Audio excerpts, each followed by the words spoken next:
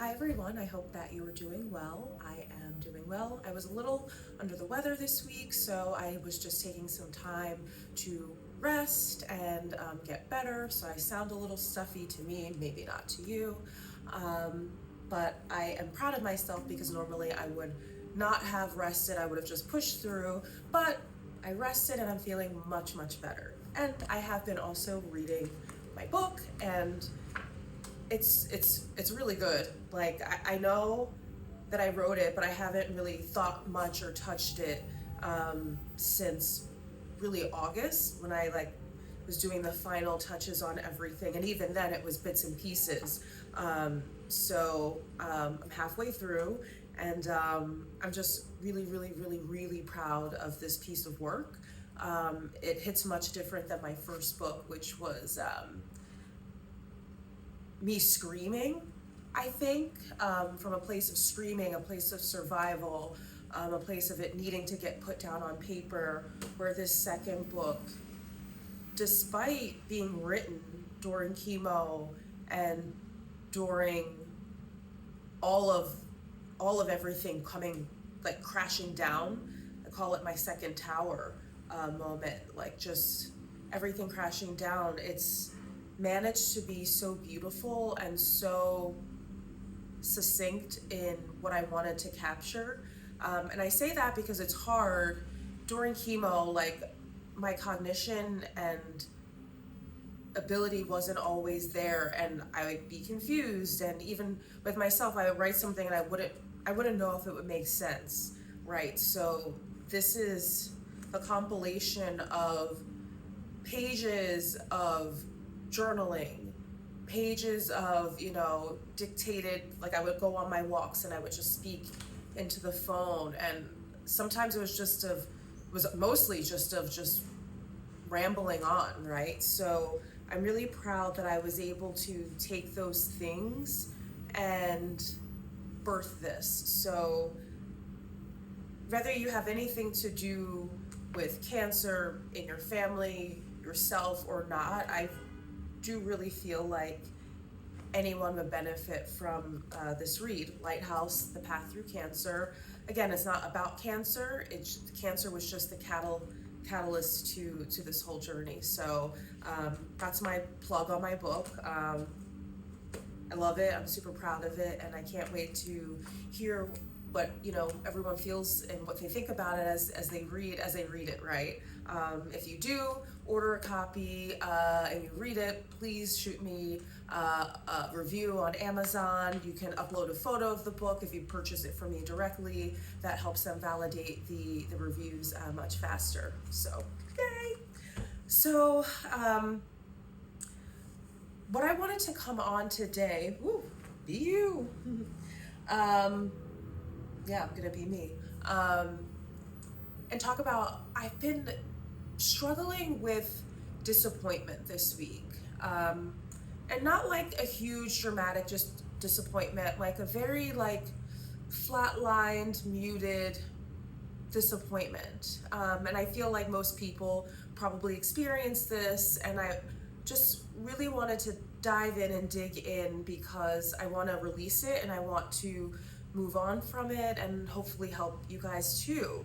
So I've been really disappointed lately, and even before this, if I'm really honest with myself, with how some people show up for me, right? If I'm in your life, I'm a friend that's 150,000 million% on your side and will do anything for you. If you tell me something that you need, I will go to the ends of the earth to make it happen. And one could argue, as I do in here, that some of that is a trauma response and people pleasing and whatnot. But also, I have a strong feeling and argument that that's just who I am at my core. And what's hard about it is, in life, it often feels that not that I'm shortchanged, but I feel shortchanged, like I'll reach out to people, they don't reach back out. And when I say people, I mean friends, right? So and I know we're all busy, we have lives, we have children, we have husbands, we have all the things, careers. So I'm not saying that the moment I reach out, I expect a reply, because I don't, or I expect, things to manifest, immediately, because I don't, but I do expect a reply at some point, right? I do expect a follow through at some point, especially when I follow through, right? So what I'm struggling with is who I am, which is pretty amazing. And then what other people are, or what they're capable of, or what they just want to give to me, right? Like, I don't know, I only know myself, right? So it's like, if I'm someone who gives 200%, how do I exist in a world where I feel as though I'm receiving 10%, right, from people? And it's not that I'm demanding, because I'm not, more or a specific percentage, because quite frankly, I reach out. If I don't hear anything, I move on, right? Like, I'm not chasing anyone, right? Like, I'll chase my mom and I'll chase my sisters. Outside of that, not chasing you, right? I'm not gonna chase you to hang out. I'm not gonna chase you to catch up with your life, like, right? If I reach out and you're just like too busy, whatever it is, like, no one's too busy, right? Because it goes into, I would, if you were dating someone and you told me that this was a thing, I'd be like, they're just not into you, right? So I would have to imagine that that's also the case for friendships, right? Because kind of the same thing. And then someone could argue, oh, well, maybe they are giving you their 200%. And I'm like, I kind of beg to differ, because I see them with other people and it's just not the same. And this isn't I'm not speaking to one specific person. It's, a few. And I will address it to them directly, but I want to also make the video. And what I'm struggling with is, do I then in turn show up the way for them that they're showing up for me? And why I struggle with that is because that's not then who I am. And then I'm muting and changing who I am to meet them where they are. And that just feels like yucky for me, right? And what I realized is, I'm looking at my notes because I want to, keep these on point. The disappointment is a moment where I'm struggling with, because it's like, do I betray myself and continue to give and feel what I'm feeling? Or do I change how I am being, and then that turns into resentment, right? Which both are low vibrational and not who I am, and not who I want to be, and period, right? So what I'm experiencing is misalignment, right? I've been giving from my fullness, my complete fullness, and they've been receiving from convenience, right? They need to have a call where they just dump everything and then move on, or, it doesn't matter the specifics, right? So there's a misalignment happening. And then the confusion comes down for me. Should I harden? Should I match their effort? Should I become less me? And the point is, I don't need to shrink myself to protect myself, right? But I do need to stop offering access to people who don't honor it, right? And that's only fair, because again, what we're talking about now is alignment and misalignment. If I continue to show up and continue to go above and beyond and continue to go do all these things for someone who then only is receiving when it's best and most beneficial for them, I'm still betraying myself. And my overgiving isn't generosity, it's self-abandonment when it isn't reciprocated or respected, right?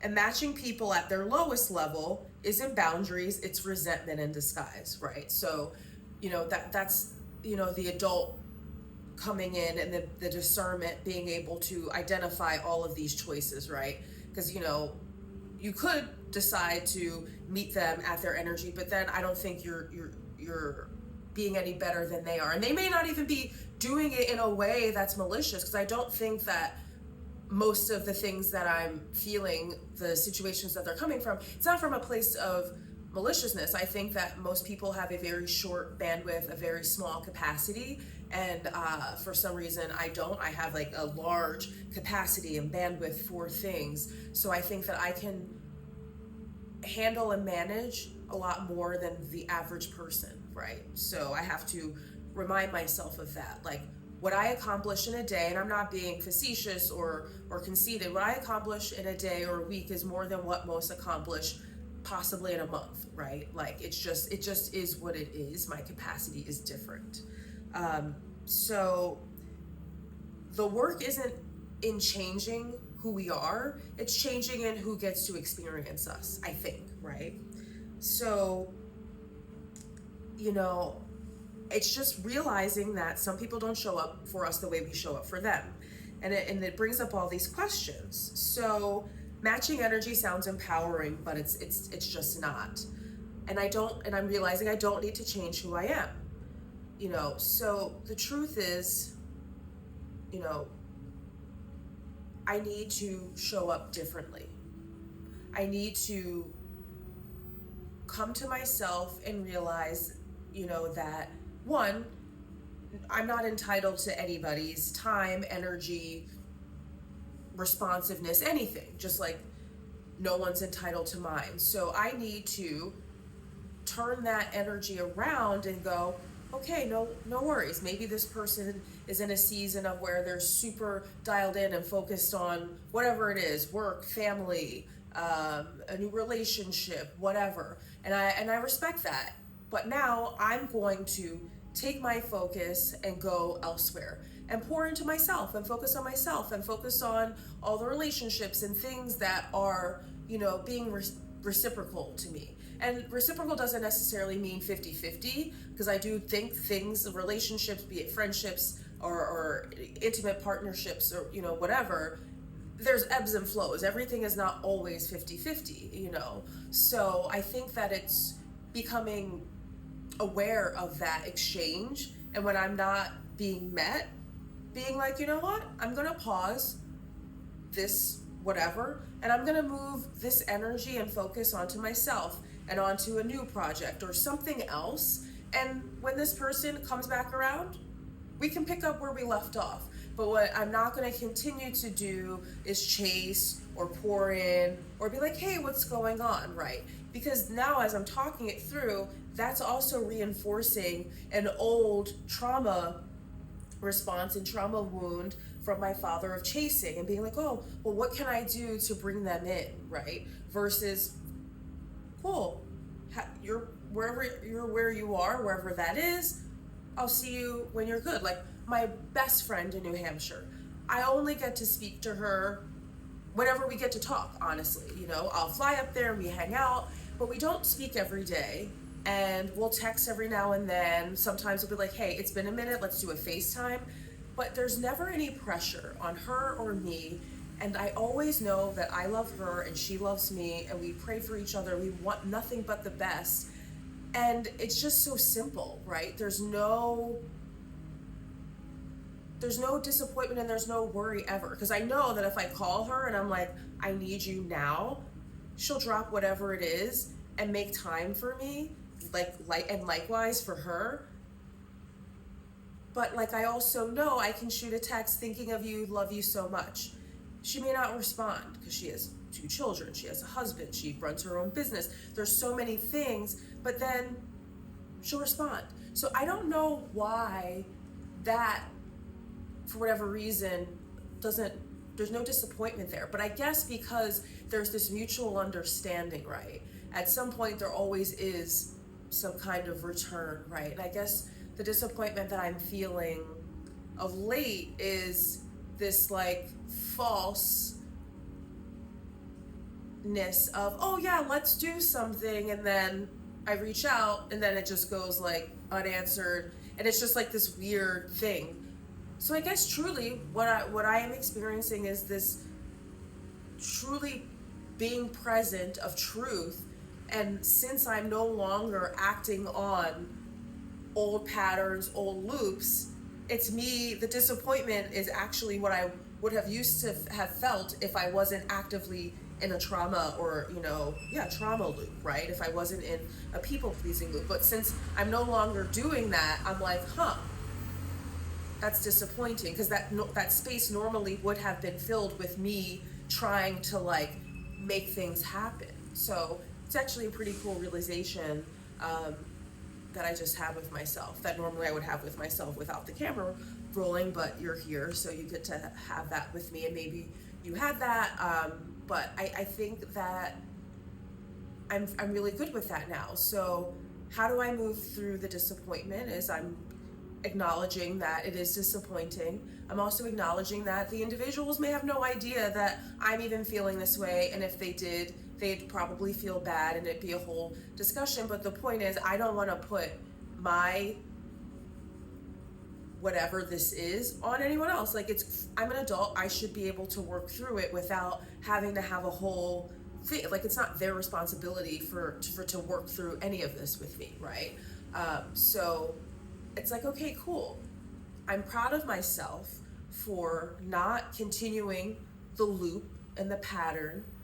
I'm proud of myself for being able to identify it. I'm proud of myself for having a healthy path forward, right? I'm not gonna be resentful or, move in a vindictive way. I'm just gonna pull back and realize that everybody's living their lives, right? And the grace and love that I give my best friend in New Hampshire is the grace and love that I should give anyone that I am gonna deem and call my friend, right? And have to assume that there's no maliciousness going on. It's just they're overwhelmed or whatever it is. Like, I don't need to name it. I shouldn't even care to name it.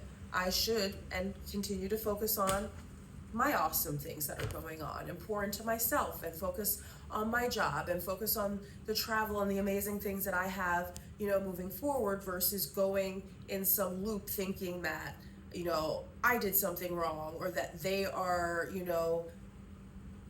doing it to me for some reason, right? So that is the beauty of, choosing light and choosing to really embody and want to be the best that you can be, and always challenging yourself and your feelings, So thanks for coming on this little ride with me. I hope it was beneficial, and talk to you soon.